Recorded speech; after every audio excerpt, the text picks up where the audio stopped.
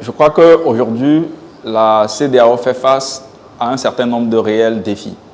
Et le premier défi reste sur le terrain de sa crédibilité et elle-même. Et je pense que cela commande des réformes urgentes, notamment des réformes en termes, des réformes des protocoles, en termes de l'intégration, surtout de la limitation des mandats présidentiels. Parce que je pense que c'est le réel challenge aujourd'hui qui puisse restaurer à la CEDEAO toute sa crédibilité dans l'opinion publique nationale des États et internationale. It is important that especially at this time of our democracy in West Africa, the African Charter for Democracy, Good Governance and Elections become paramount in our discourse. It is important that our regional bodies like the ECOWAS and the African Union bring back this discussion on the table so that we'll begin to see how we can reform the processes to enable our leaders and all democracy promoting actors to ensure the compliance to the provisions in the Charter. It is also important that whilst we talk about all of this, we put premium on the notion of constitutionalism. Constitutionalism is accountability, because it is with accountability that our leaders would know and understand that, one, the Constitution is supreme and it must be upheld, and also term limits are sacrosanct, so that we'll be able to have a situation where we can boast of a peaceful, stable, accountable West Africa where citizens' rights can be respected. On peut aller vite, mais ensemble on va toujours plus loin. L'Afrique a des défis et des challenges.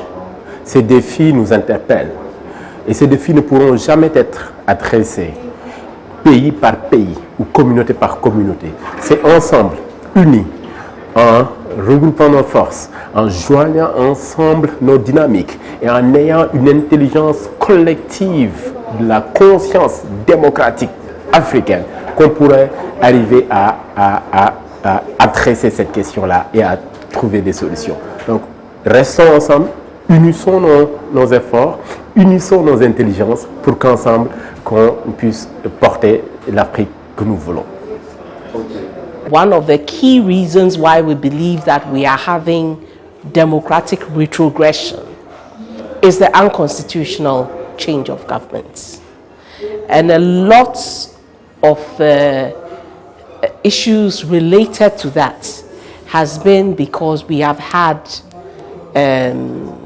incumbents, that is presidents, who have not wanted to leave power.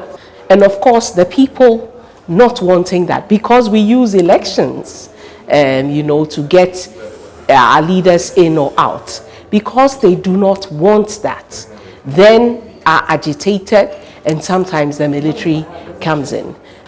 So that has been one of the reasons why we've had the coups. Having term limits is one of the ways that we could prevent something like this from happening. The supplementary protocol on democracy and good governance is the normative instrument that we use, in the region. And we believe that if we have a clause in it that addresses this issue, and we have our governments, accepting, complying with it, it will reduce the agitations that we have in the region. And that is the reason why ECOWAS needs to take this very seriously. It's not new to them. It is a proposal that is on their table. And therefore, I believe that they would have to take this into consideration. If we want West Africa, and what we say we want peace, we want progress, we want prosperity in the region, we can only have this when we have stability in our countries. And therefore, this being one of the key reasons that has caused so much of an uproar and upheaval in West Africa, this is something that I believe that ECOWAS needs to take into consideration, and civil society organizations have already been clamoring for it, but more organizations need to join us as we ask that this change happens.